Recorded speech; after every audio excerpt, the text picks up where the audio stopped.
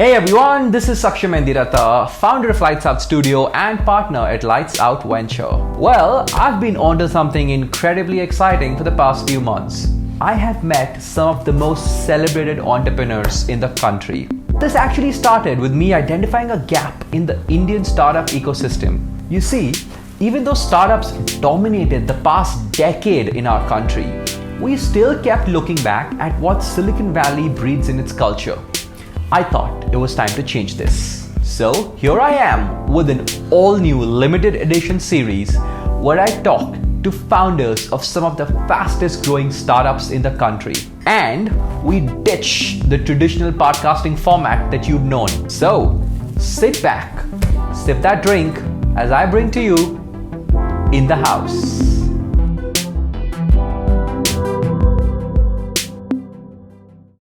After working in tech in the Silicon Valley, he came down to India to tackle $1 billion challenge, healthcare. That is the story of Gaurav Agarwal. He's a profound entrepreneur that has chosen to create impact through his tech innovation. Every single bit in this conversation dabbles in the experience and the challenge that this sector emerges with. India, being such a diverse country, healthcare is a huge challenge. And tackling it with tech comes with its own set of obstacles.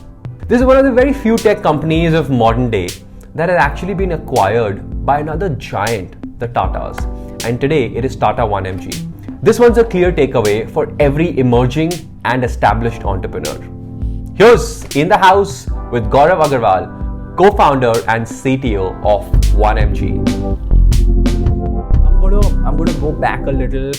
Not back a little, I'm going to take a little higher, like a zoomed out approach, and then we'll dive deeper. Everyone would have independent perspectives based on their experiences and journeys and so on, right? I mean, you've seen successive rounds of funding, building a large venture, targeting the bigger Bharat, India and so on, right? So what is, I'm sort of just curious to understand, how do you define entrepreneurship?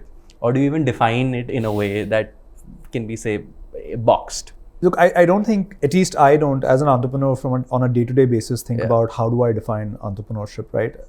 We think what does it mean to you? Yeah, we think of problems, right? We think of problems that we've picked up. So for instance, if you ask me about, our mission and vision statement, we've always said that at 1mg, we want to make healthcare understandable, affordable, accessible, right? And then we are constantly just thinking about how do we solve those problems, right? How do we make sure that more people have access to healthcare services, more people have access to content or community, for example, more people have access to affordable healthcare. And I think more than entrepreneurship, the problem starts to take over and define your day-to-day space than, what does entrepreneurship mean? Yeah. And I would typically look at it with multiple viewpoints, right? I would look at it from the point of view of how leadership would come into entrepreneurship, how management would, how risk-taking abilities would, and so on. So are there some of those parameters that you sort of gauge yourself on, and or rather that you feel an entrepreneur should essentially be gauging himself or herself on? Absolutely, they should. But I'd be lying if I said that there's a formula. And I think, to be very honest, part of it is just an itch, right? So to give you an example, and I think itch is the right word. To give you an example, I get very, what's the right word for it? I get very uncomfortable when things are in execution mode, right? Because we know how to execute. There's a plan, there's a process, there's a program, there's a review, there's a team that's working. It's sort of hitting its strides every sprint, every month, every quarter, etc., etc. And it starts to make me wonder and paranoid that what is it that I am not doing that I should be doing? Because where do you place yourself in the whole spectrum? Yeah, because and there I think, more than entrepreneurship, just the problem space that you're in starts to come in. That what is it that you should be thinking about that you're not thinking about? Because you know that the team is busy executing, and so they have their eyes on the ball, but you could be attacked from, let's say, left flank here or there. And I think a lot of what happens in entrepreneurship also is, I feel that the audacity to do tougher things just increases over time, as you become more successful. Wow, okay. I would have thought the otherwise, but interesting. It increases, right? Because you've had success, you've tasted success. I think at some point it manifests from just surviving, succeeding, to actually a legacy or impact, right? What could you do that hasn't been done before, right? So if you ask me today, I'm really excited about products that haven't been built globally today, right? And I keep like finding people in my team saying that, hey, this is a career building opportunity, and if we can solve this problem, it will build my career, let alone your career, right? So that's how I recruit people. And I think that itch, as you become bigger, larger, just increases, because you feel that not just success, but you also have the resources to start to attempt some of these problems, right? If I go back 5 years when we were smaller, scrappier, struggling to survive, then I don't think anybody would have said, hey, this is a great idea to do. But today, people don't care. I can actually go solve these problems and say, hey, this is what I want to do. Yeah, you're right. You're right, actually, because at that point of time, tomorrow or say a week or a month later is very important. It was that was the only viewpoint that you wanted to sort of relentlessly focus on. And today it's a lot larger. Very interesting. Does it get daunting for you at some point of time?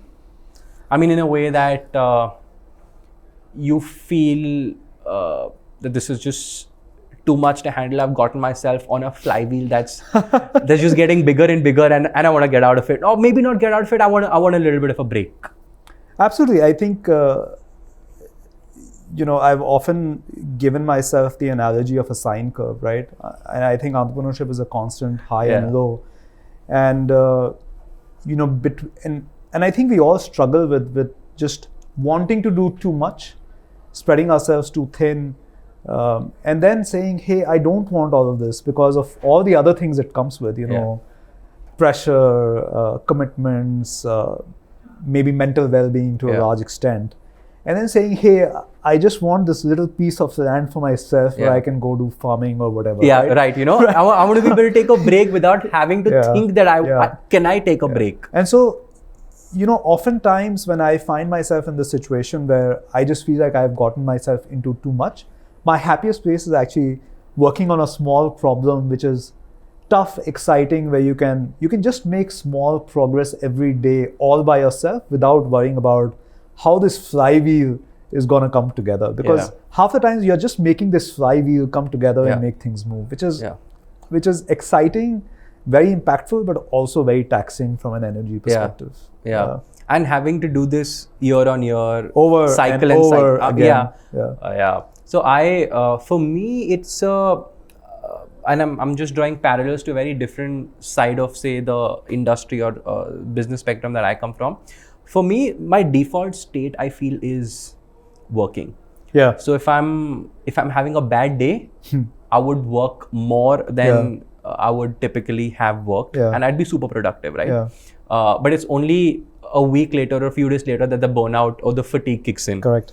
Right. So and that's when I there's a release of mental pressure or tension, and then I realize now I want a break.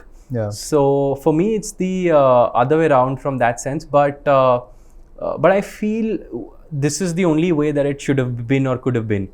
The ability to be able to sort of be in a position to either create something new or think of impact in itself is empowering in a way. Yeah.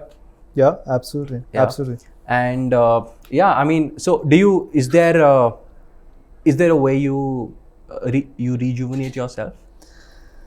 Man, or like go to things? Yeah, look, I think if in this journey everyone finds their way to rejuvenate, because otherwise it's just impossible to do this, right? Sure.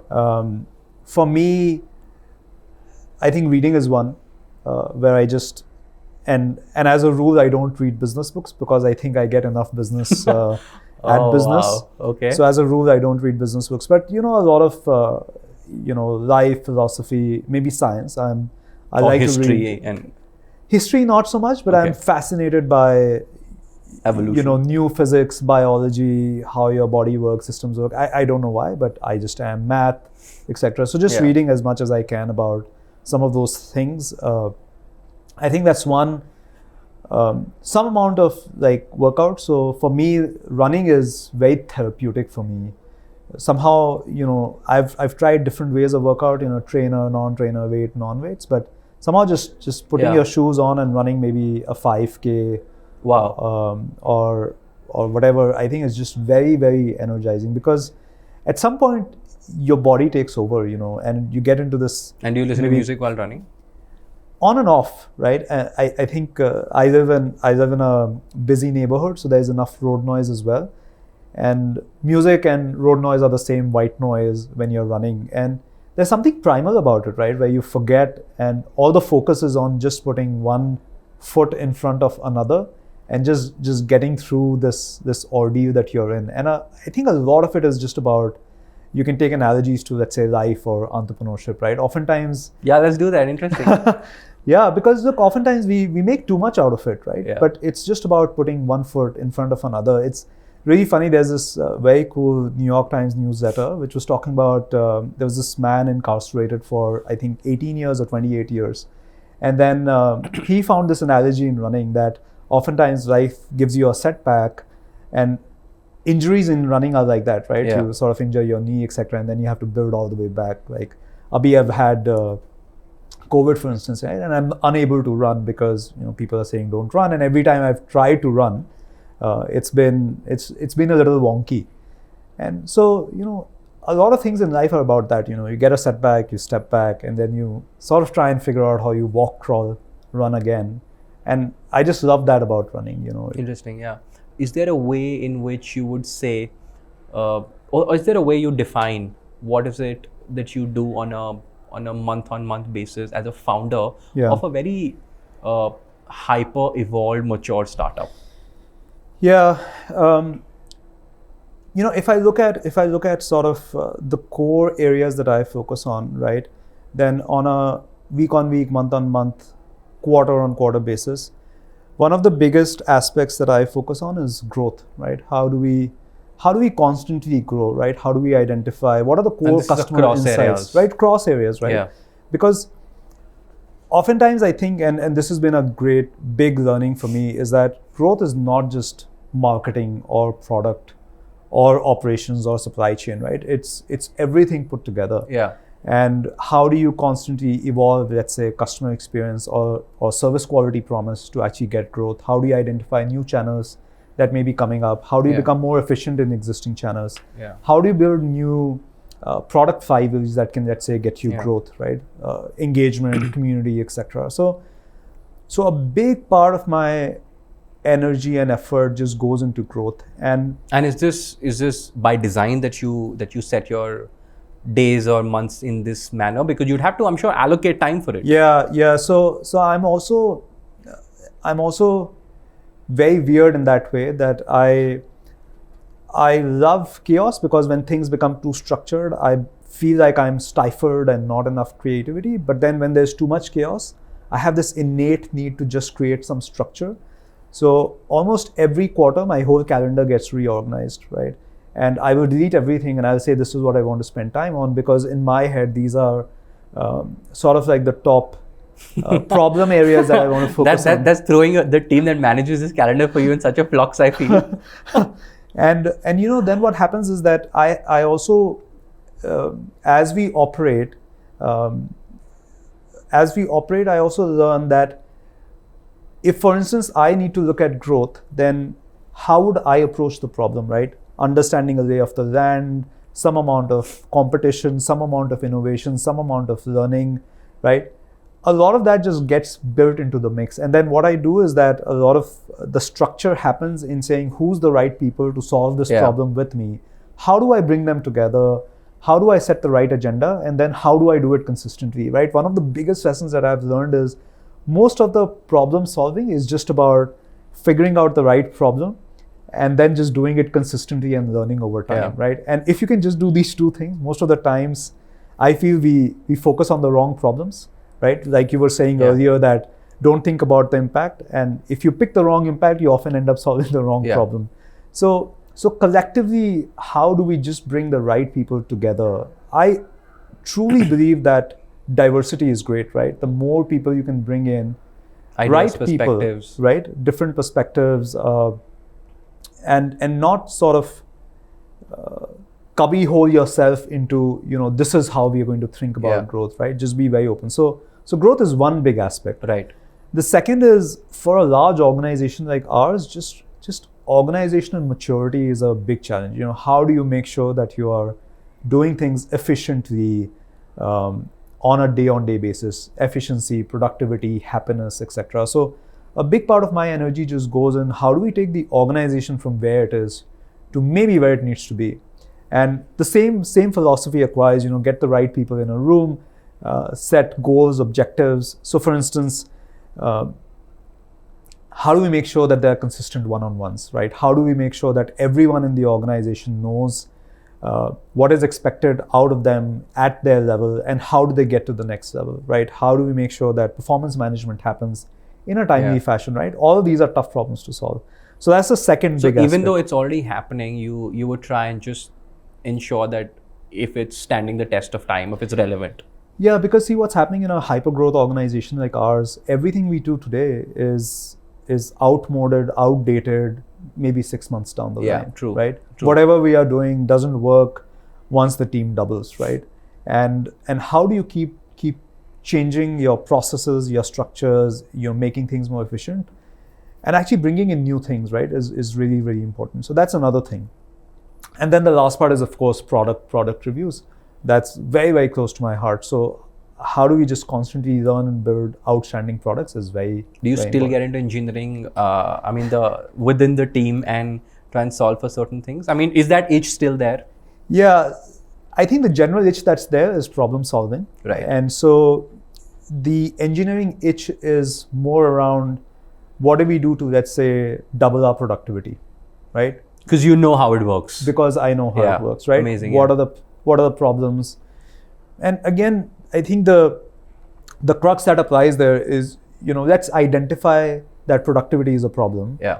Let's identify what are the things that can do it, and let's just consistently do one thing after the other. So once I decide this needs to be done, then I become a pain in the life of everyone, because I don't do the work to them, but I say, hey, it's important. Yeah. And I need to now get into program review mode, where you need to constantly feed me what's happening on this effort. Yeah. So and this is a synonymous discussion or conversation with most founders, right? Everyone would say this, or sort of be on the same page, where I feel what you're ideally doing is getting into those micro 0 to 1 challenges. Yeah.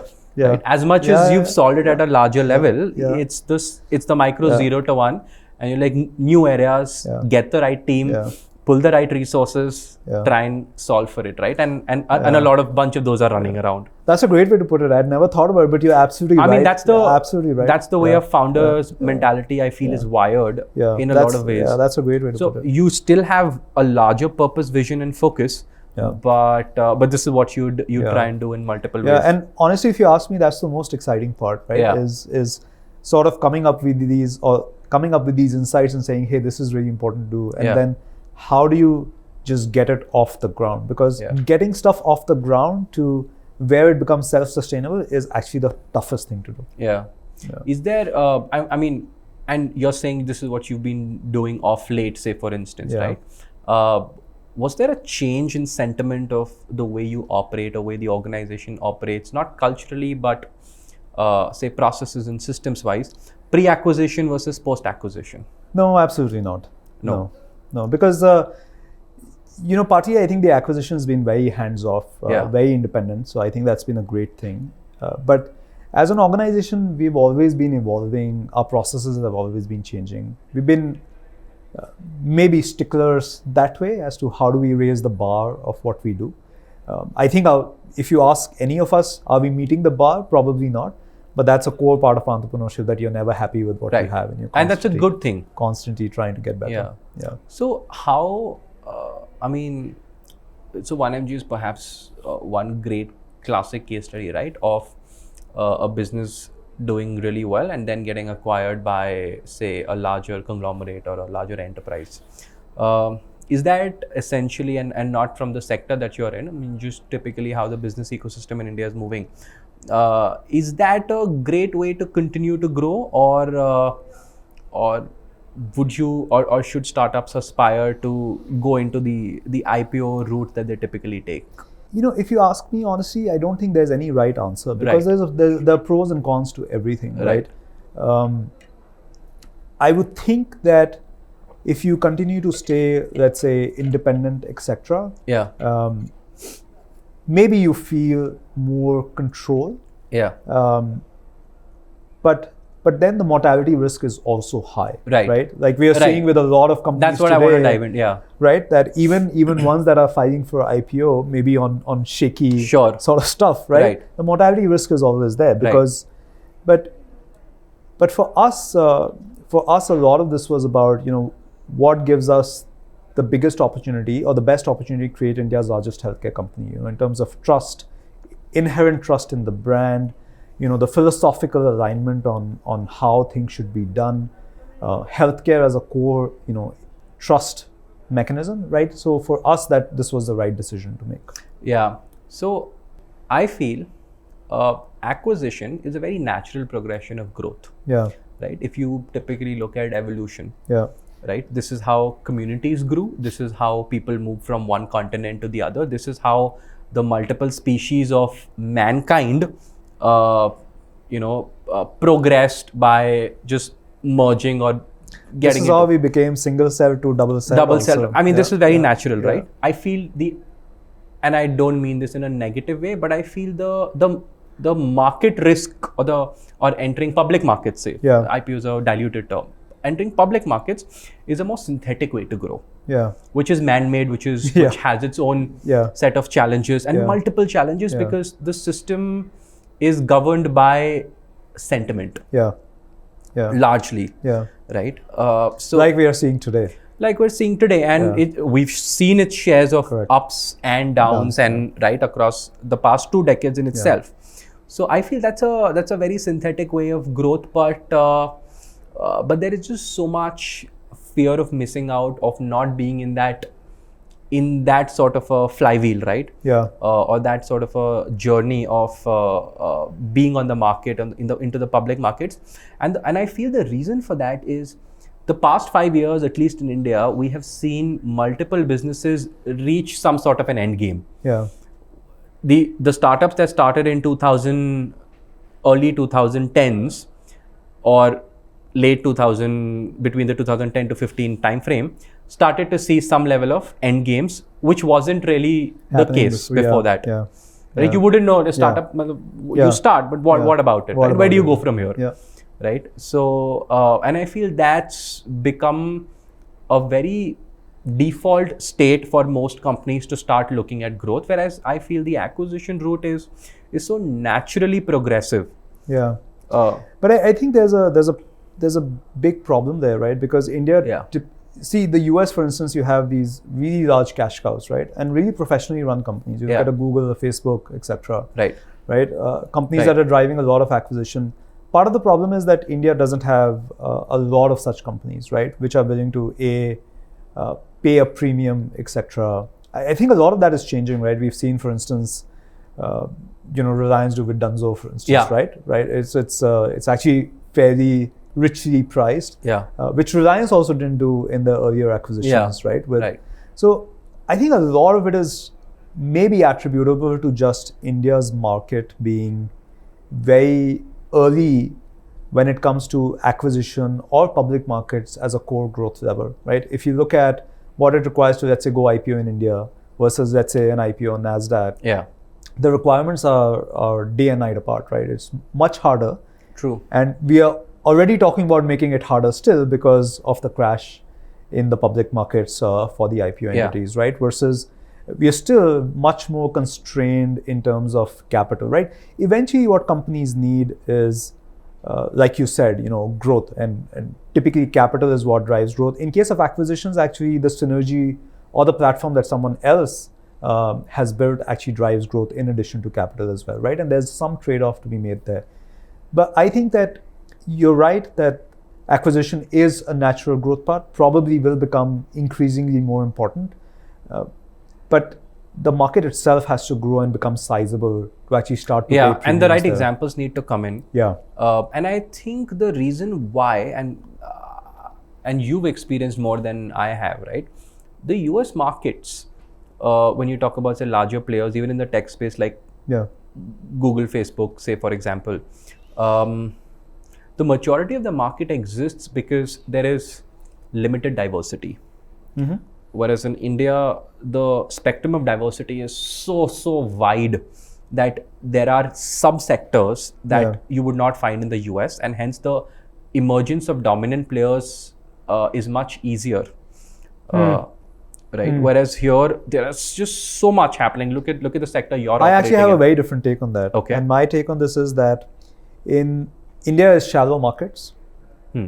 And because it's shallow markets, which means that no one segment is big enough. And I'll give you an example. Back when I was moving to India, Right. so we were looking at, let's say, product sales for pharma products in the US versus India, right? And we looked at Crocin versus, let's say, a Tylenol, right? And the difference in just one drug is 100x probably, right? And I'm maybe getting numbers wrong, but somewhere in that range, right? Massive change in price, like hundreds of crores versus, couple $1 billion in sales, right? Correct. So what happens is that my view is that because the market is shallow, to actually build a big business, and what happens is that everyone competes in that shallow market. So it's like a small pool, everyone's splashing around. So no one has enough space to build a profitable, sustainable, defendable business, right? 100%, right? yeah. And they hedge at multiple levels. And they hedge out. And so what you need to do is that you basically now need to become this conglomerate, which is trying to do everything, because there is no pot of gold at the end of, let's say, becoming an expert at one thing, which is not true in the US, right? In the US, the markets are so deep that you can pick a small sliver of, let's say, the market or population and build maybe hundreds of millions of dollars worth of business, right? And I think that's what causes. So my view is that a lot of India's challenges are because we have been shallow market and subscale businesses as a result, right? And so how many 100 billion companies can you talk about in India, right? It was news the other day that Reliance was the first company to, I think, cross $200 billion or something like that. Right? In the US, it's like par for course. How many $2 trillion companies are you talking about today, right? And I think that's the big difference between us and them today, at least as it stands. I also think, it's a good thing that, see, look at the currency we're pegging. I may be way off here, but we're essentially pegging the growth or the levers of success to be $100 billion. And we're pegging it to a currency that's 70x our multiple, 75x our multiple. So I also think that there's a huge role that the currency exchange has to play, because it takes so much longer to reach up to that level. We don't have those metrics that people pride themselves on the INR scale. Yeah, look, you're right. Meaning our per capita income is minuscule. Our size of the economy for the number of people. Per capita is minuscule. Disposable is very limited. Poverty line is much higher than correct. So middle class population is very small. Yeah. We've talked about these numbers so many times that in India, all said and done, there's maybe 50 to 100 million people who are online purchasers, right? So those are, yes, you're absolutely right. And which is why to be able to reach there, you have to do so much. Whereas in the West or in the US, you have to do one thing really well and just keep doubling on it, and it compounds. And I think the other thing that it does is that because the markets are deep enough, and that because you can do one thing and be really successful, right? What that also does is that people don't want to dilute their expertise either, right? Yahan pe kya hai ki you feel that you can do another business, just like we're seeing in healthcare, for instance, right? Everyone now wants to do surgeries, right? Because everyone thinks it's a piece of cake to open a surgical business, right? And so, nothing against it. We should have more people trying to do it. But the emergence of opportunities is 10x. Because Yeah. of the diversity, because of the population, because of multiple sectors, there's so much that's happening that you're able to identify so many gaps, and you feel that this is what you want to keep plugging in, and you feel that there's a business model out of it. Correct. Correct. So yeah, I mean, but so getting back to say, you've seen successive rounds of investments, right? And I love asking this to founders who've raised so much money across multiple rounds. Is there a way you'd say that this is what an investable founder mentality would look like?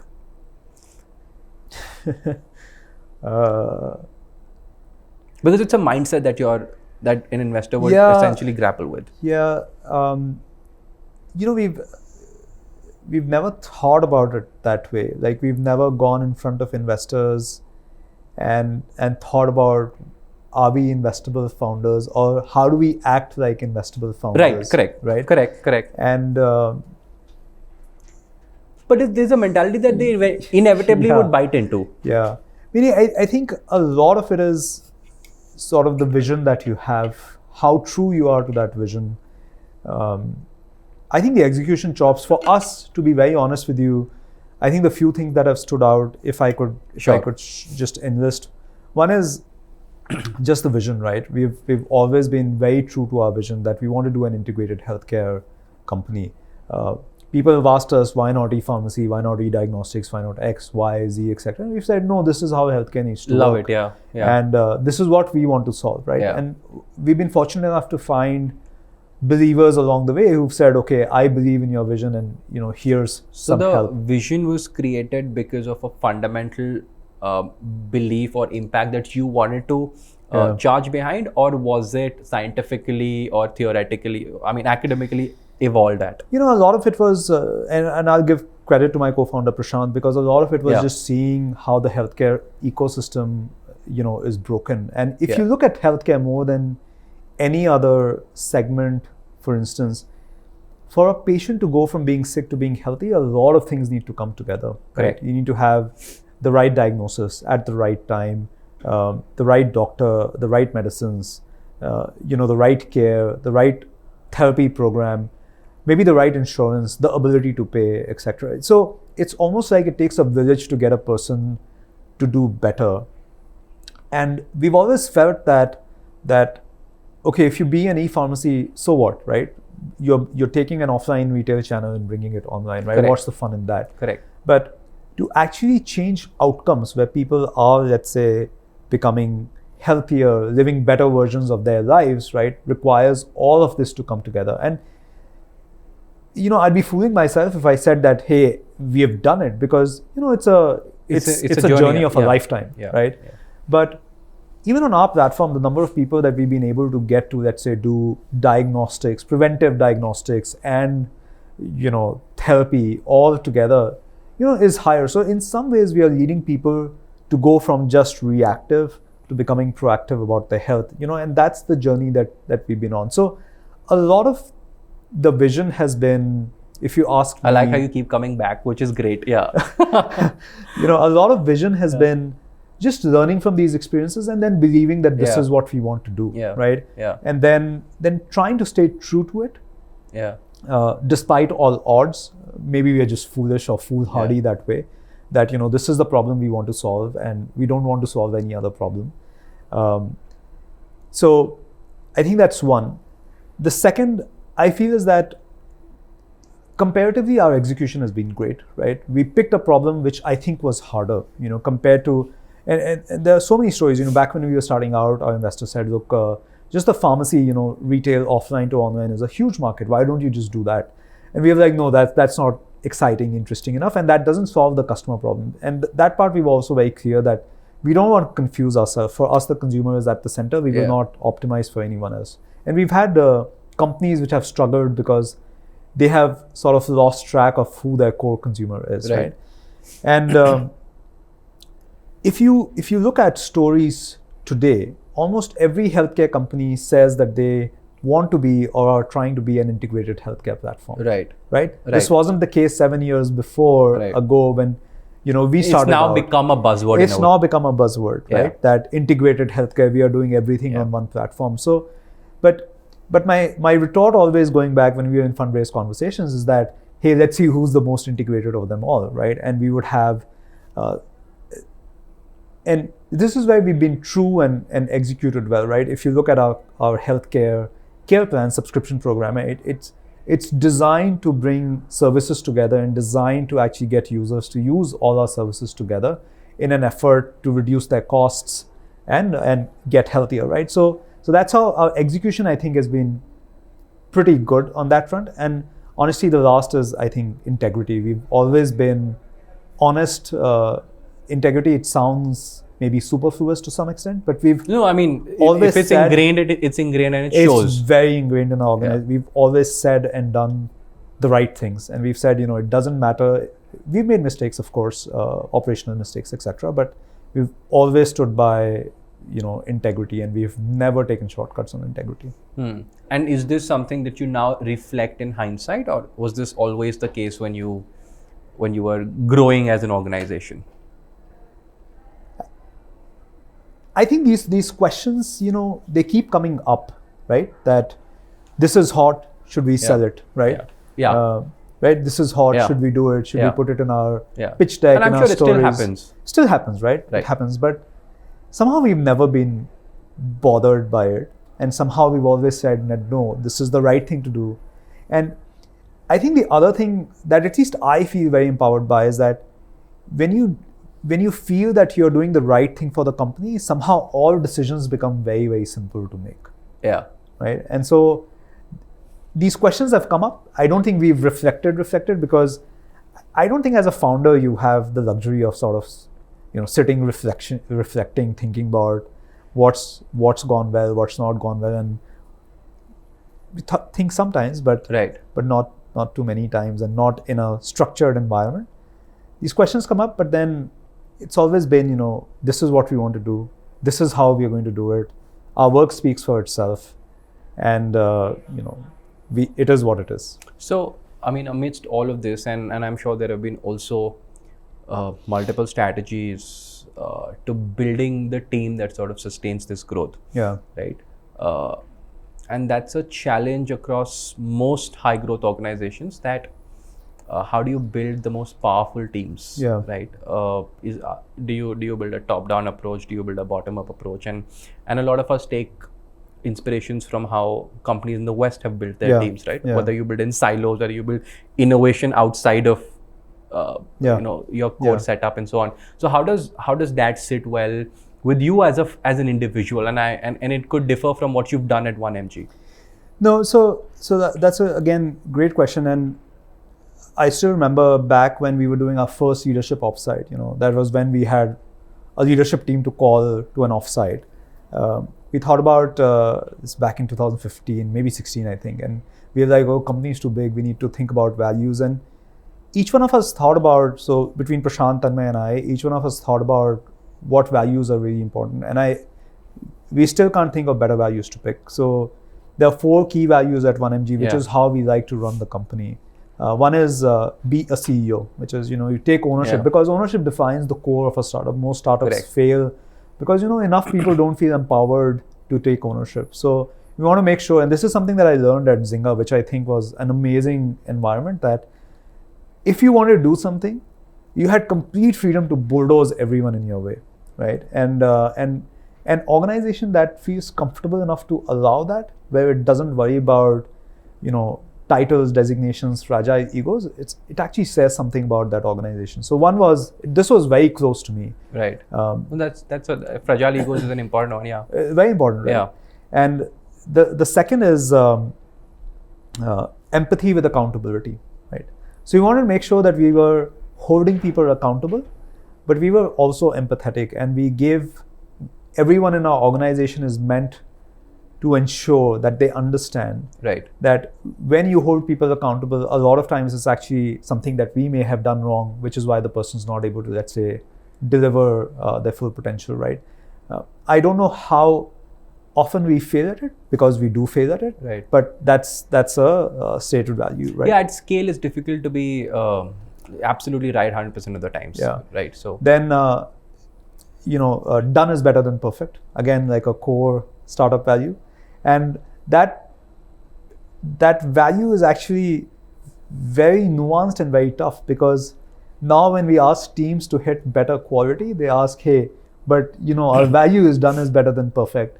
And we're like, hey, as a company grows, the bar for done needs to keep going up because the customer assumes us to do more. And the last value that we've had is that team is before individual, right? We don't want superstars. We would rather have superstars team. And we've tried to build a company around that. If you come to 1mg office today, there's a lot of transparency. We all sit on an open floor plan. I don't have a cabin. I don't have a designated meeting room, right? I go hunt for meeting rooms because most of the times they're taken.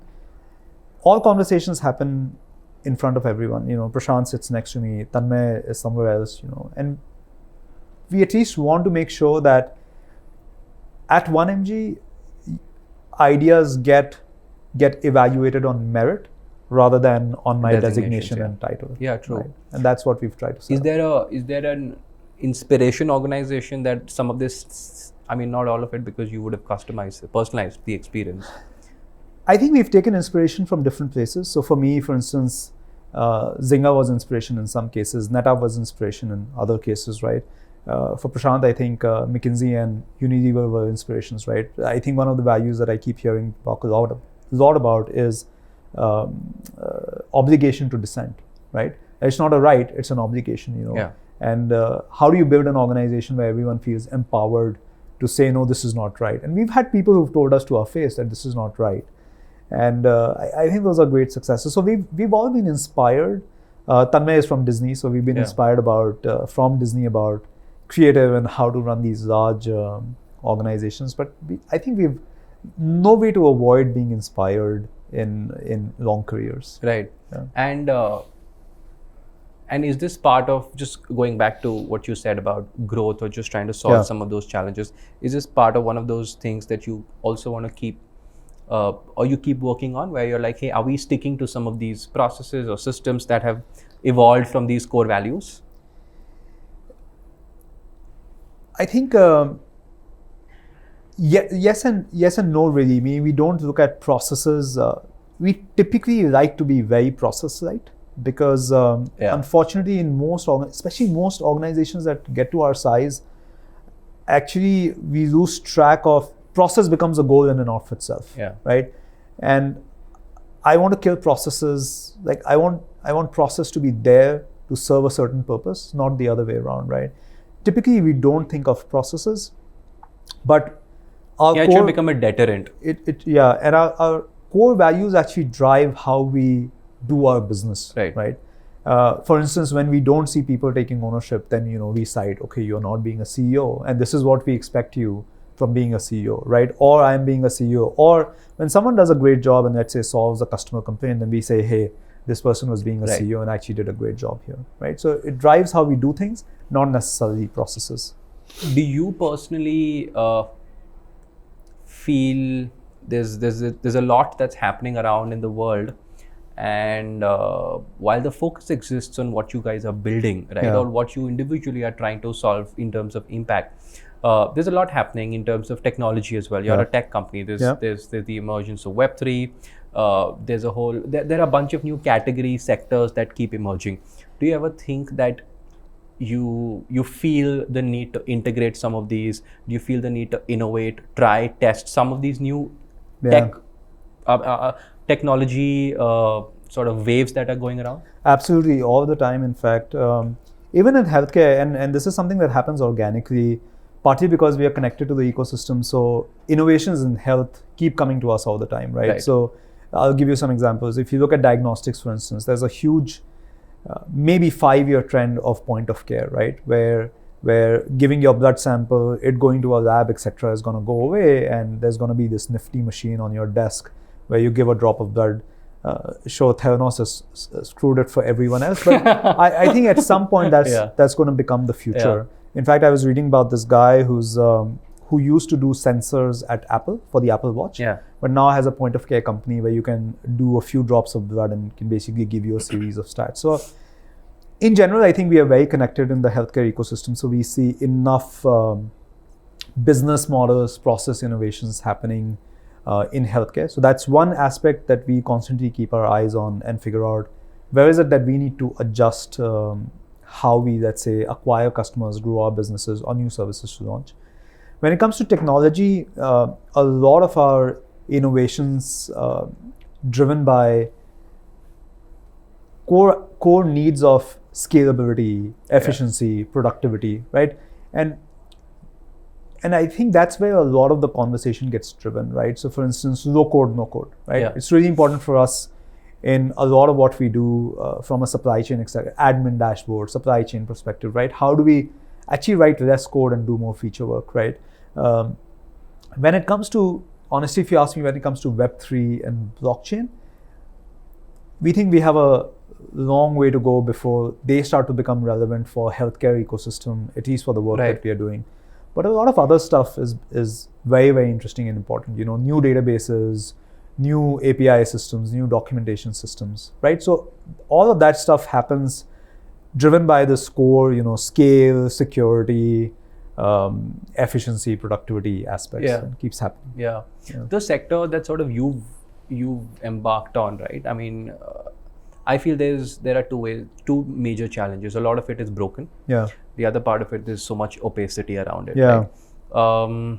Does it sometimes become a bit of a sort of an anchor in a way that we're solving for these things, but there are multiple limitations. There's policy, there's regulation. Does that ever become a bit of a stickler in your mindset?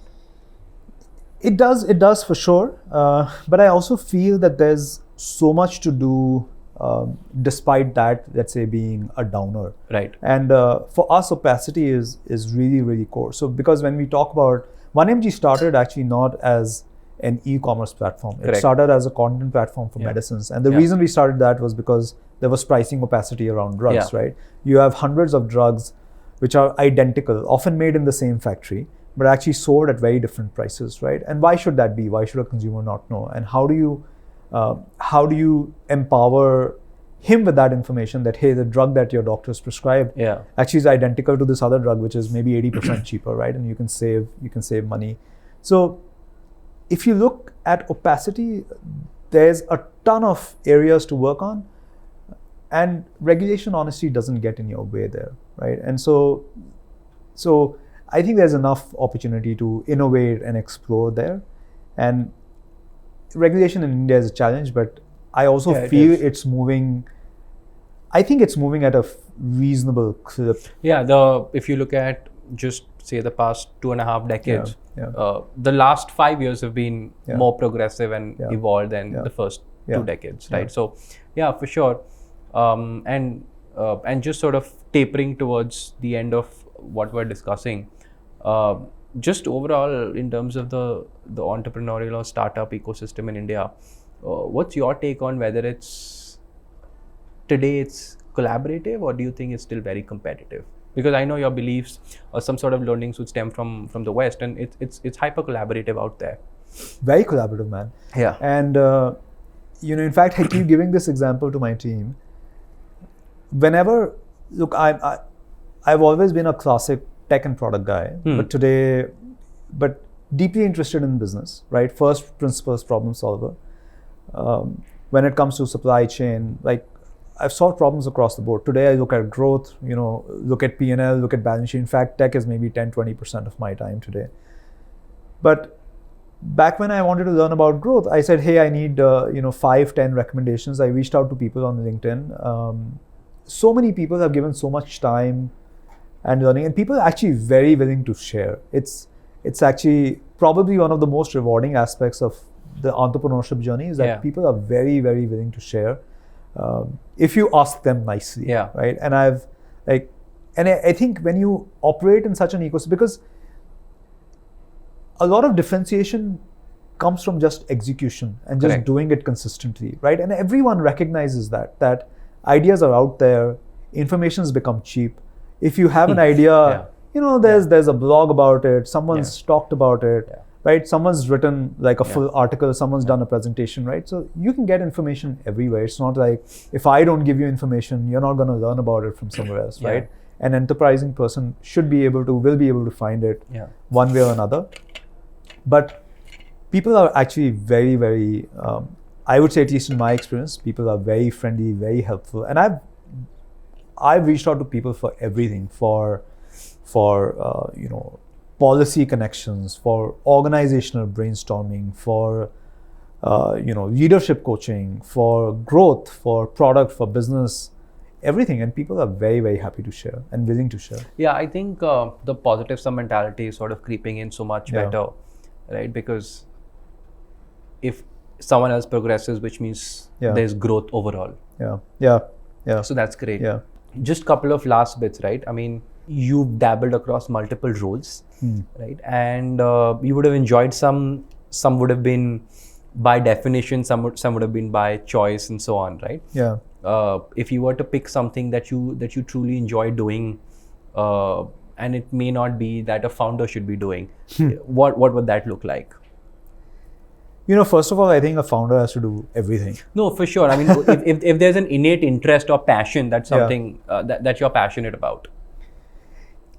I keep going back to, like, every time I'm thinking about product, that's when I'm the happiest, right? And it's just so much fun and so diverse to think about product, because it's a truly cross-functional problem.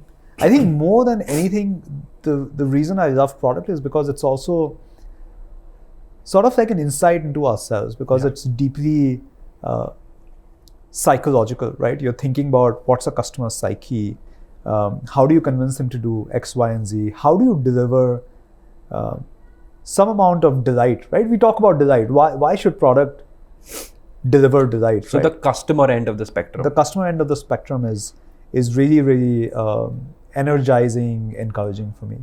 No, interesting. I mean, very few founders would say this, because a lot of them would enjoy the business end of the spectrum, right? But this is... Yeah, and I've thought about it, so there are founders who are just very interested in finding the next revenue opportunity and going after it, right? For me, I'm very excited about finding, how to get customers to do more on the platform, right? How do I bring more value to them? The evolution of the product itself. There's a certain number of people coming. How do I add more value to their life? How do I solve another problem? Because they're already coming to me for X, Y, and Z things, right? And a lot of the thoughts, so I think of business as well, but I don't start from revenue first. I think maybe product and problems first. And then a lot of, I think, prioritization automatically happens because you think whether this is a worthwhile problem to think about or not. And does this get discussed at founders level internally, or is it just you? It gets discussed at all levels. So founder level, of course, between Prashant, Tanmay and I, we have different approaches to problems. So we discuss some of our ideas there, get thoughts, opinions, etc.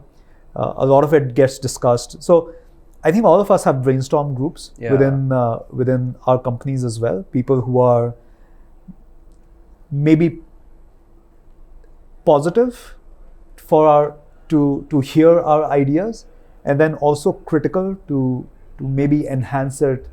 You need correct those because oftentimes what happens is you think of an idea at a very early stage, and it's not the best idea, right? There may be something of a kernel there, but it's not the best idea, and then you need someone to actively work with you on taking it to the next level, right? So I have a small set of people who are really sharp and really very, very good problem solvers, brainstormers, and most of the times we brainstorm, nothing comes out of it, but it makes for a fun conversation, and then some of those ideas stick. And I think that's just so mentally nourishing, intellectually stimulating. I would love to be in a setup like this. I mean, I try and replicate this with either organizations outside or internally, but it's just such a nourishing place to be in, because you're discussing things that, I mean, that's not day to day, it's more strategic. It's almost like a research thing, right?